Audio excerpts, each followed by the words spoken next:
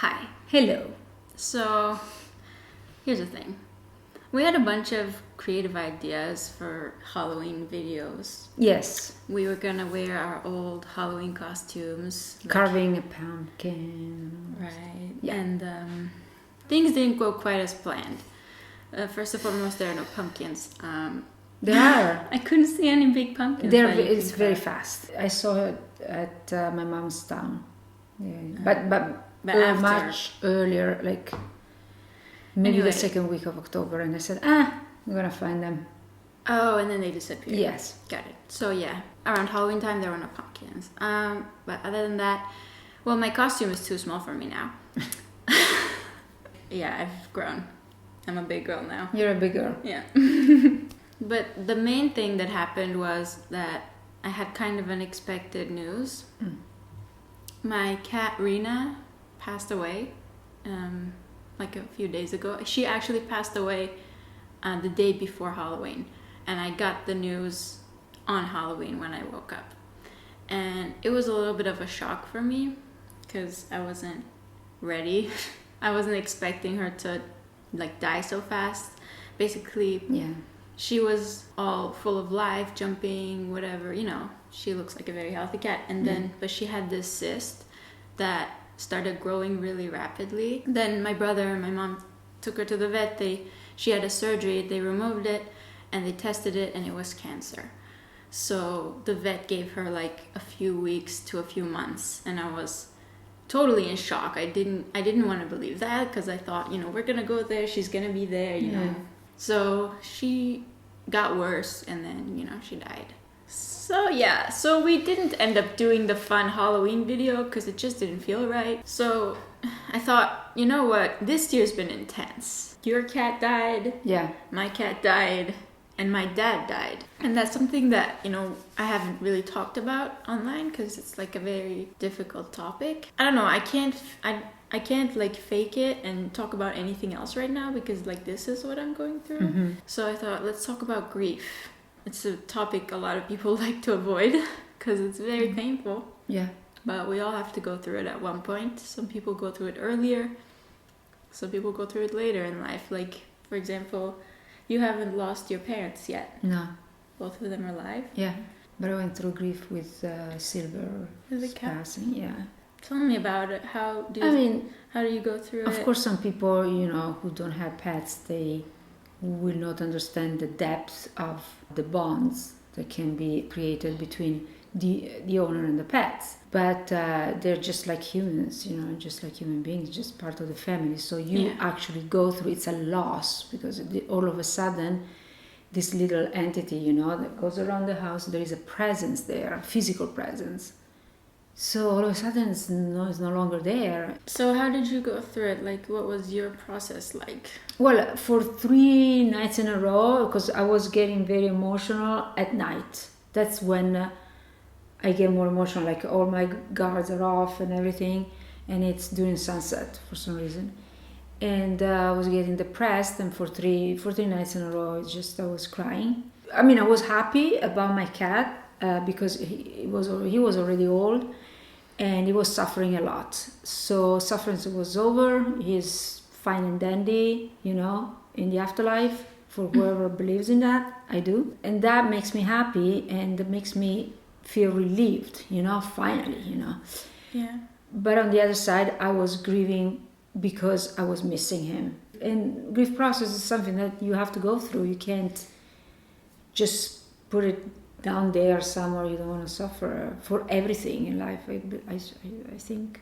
I think it's one of those things that you can't avoid because it's so intense. Yeah. Like, you can kind of ignore a lot of other emotions, but when something like that happens, you just can't avoid it. It comes out of you. Yeah. Which is good. That's the healthy way emotions are supposed to be felt, and then they change over time. Yeah. Like with my dad, for me, it was like a roller coaster of emotions. You were there, you witnessed it. Yeah. Because when he was alive, we didn't have the best relationship, and I wasn't basically seeing him for the last few years that he was alive. The last time I saw him was with you. Yeah. When we went on a little boat trip. It was 2018. No, sorry, Something like sorry, that. 2017. So when he was alive and his health was deteriorating, I was kind of expecting for him to die, but I didn't think that I would feel so much when he died. Like, I thought I was kind of over him. But something weird happened when he died. I started feeling as if the bad part of him, the ego, like the dense earthly version of him, died. And I just felt the good parts in my heart. Like, I just started to feel his spirit, or like the purest form of his character, his energy. Yeah, I cried a lot. Yeah, you did. Like, maybe 3 days straight. More than that. More than that. And I feel like it's the other side of love. So when you grieve, you love. Because if you didn't love them, you wouldn't grieve. Yeah.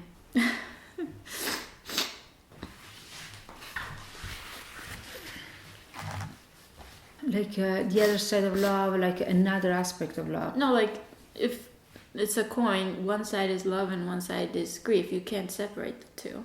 It's part of the same coin. Because without love, you can't have grief, and without grief, you don't have love. At least on this earth plane. Yes. You will lose people. Like, that's the whole setup, right? Yeah. Whether you're young or old. It kind of relates to our relationship as well. Maybe that's one of the reasons my mom didn't like this relationship for me, because of the age gap and, you know. But again, you never know. Life can throw a curveball and the young one can die first. There's odds. Yeah. But then there's no certainty. Right. And most couples are going to lose their partner, like whether they're similar age or not. You know what I mean? Yeah. It's not something that you can avoid. How did you go through your grief? Just feeling whatever's coming up and not trying to stop it, push it away, or distract myself, because that's the worst for me. So I went through my grief quite intensely, but I also noticed that when I went through it so intensely, the length shortened. Whereas, for example, my mom went through it less intensely than me with my dad. Yeah. But it was longer for her. Like, she was going through the similar stages as me. Yeah. But I went through it like a week ago, and she was going through it. Oh, I see. Maybe this is a way for certain people to... Because if it's too intense, they cannot take it. Yeah. So they have this coping mechanism where they... Yeah, I'm not saying it's wrong. Yeah, I'm just saying, like, I prefer it's going different. through it more intensely. Yeah. It's just my personality. Like, I go through things intensely. Yeah, you do. And yeah, with Rena, I was like the same. I went through it very intensely, and I kind of still am, because it's really fresh. It was a few days ago. Yeah, we were looking forward to seeing Rena on our way back to Toronto, but it wasn't meant to be. It wasn't meant to be. Maybe sometimes, I always like to think that they prefer not having the people who are going to grieve their losses around, and they can go in peace. Like, and I'm thinking about my female cat Shala, and she was not doing well. So, and then I left, and a month later, she was cat sitted by this wonderful lady, and so after a month, Shala was gone, and I wasn't around, Artemisia wasn't around, so it's almost like, okay, now I have permission to go. Okay, guys, you're doing fine there, you're doing your life, now I'm going, it's my time. Yeah. There's something a bit poetic about the timing a little bit, because basically my dad was the one who found Rena. We were living in this apartment building, and when he came home from work, there was this cat inside the building meowing like crazy, and she was quite little at the time. And my dad loves animals, but he would never accept taking a cat in the house, because when I was a kid, I used to bring cats in the house all the time, and he would always be like, okay, play with it a little, but then goodbye. But with Rena, it was different, because he was the one who literally picked him up. He said, do you want to keep her? I was like, yeah, duh, what?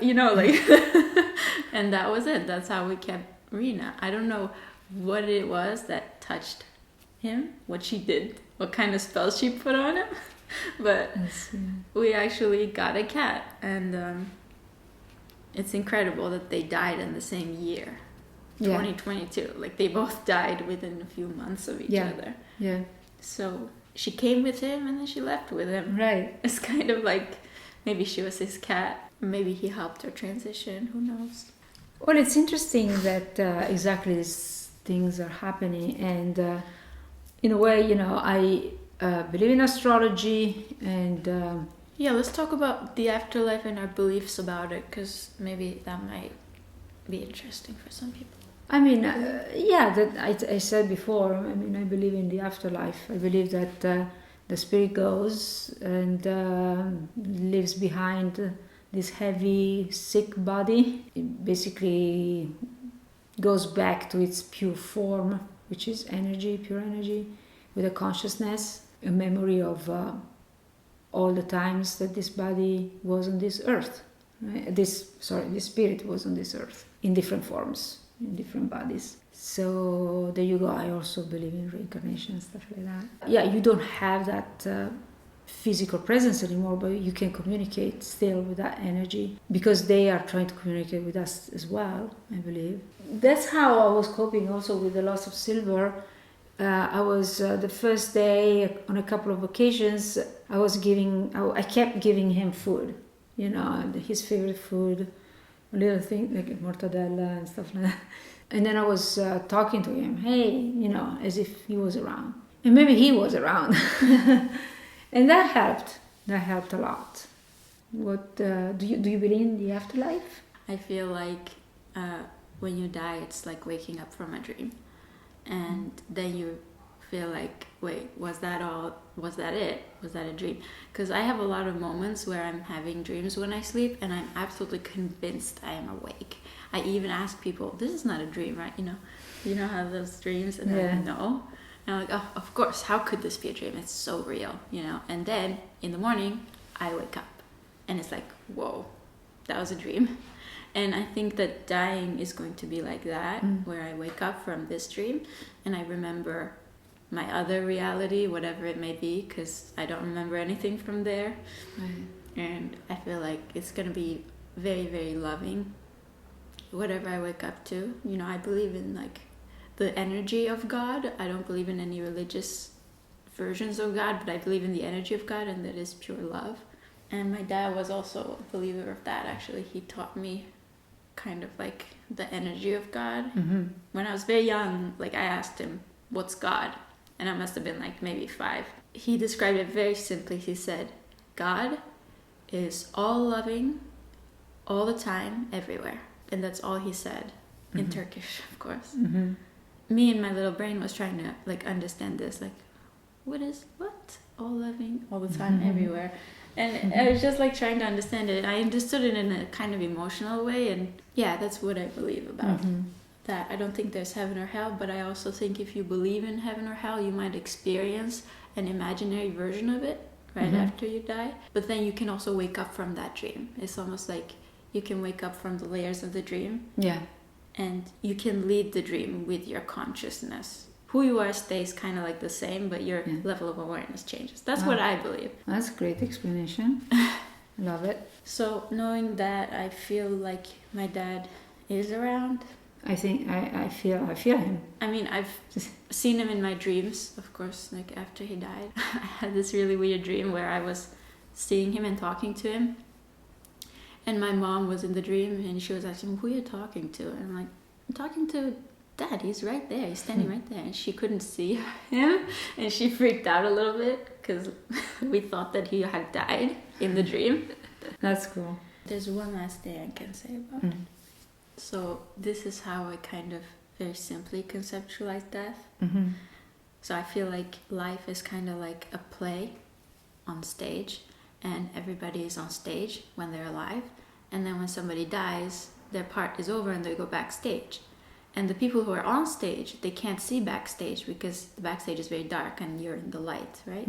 But the people who are backstage can see the people on stage, because it's all bright. And then eventually everybody, when they're done with their part, they go backstage, meet with the other people that's backstage, and then you all take a bow together when it's all over. Like, that's what I believe. I believe in that too. They're not very far away. It's just time. Yeah.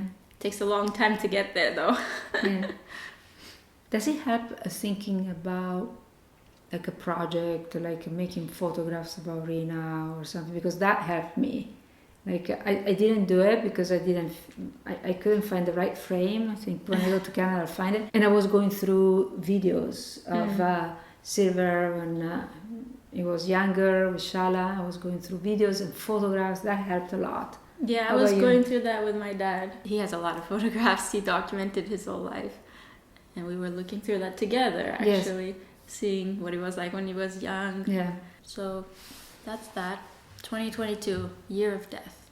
Yeah. For us, at least. In very short amount of time. Within like a window of 4 months. We lost 3. Yeah. 3 family members. Yeah. If you're going through grief, it's not a lonely experience, let's say. We're all going through it, and it's a shared pain. And the more you share it with other people, sometimes it helps. Mm-hmm. You've been a really good buddy going through. Oh, so supporting me? Yeah. Oh, okay, good. Thank you. It's good to not be alone in that. Yeah, it's true. I received so much support as well from you, from friends that were sending me things and photos and jokes about cats. Yeah, it was very helpful. If you have a friend who's going through grief, please don't tell them not to feel or to distract themselves or like to make themselves feel better, because that really hurts. Just be there, but don't make them rush through it. That feels unloving, in my opinion. Okay, so thank you so much for watching, and thank you for all your comments again, all your support. We love you. See you next time. Bye. Bye. And I'll leave you with a little montage of Rina. I think you cracked my neck. Does it feel good? Yeah, it felt good.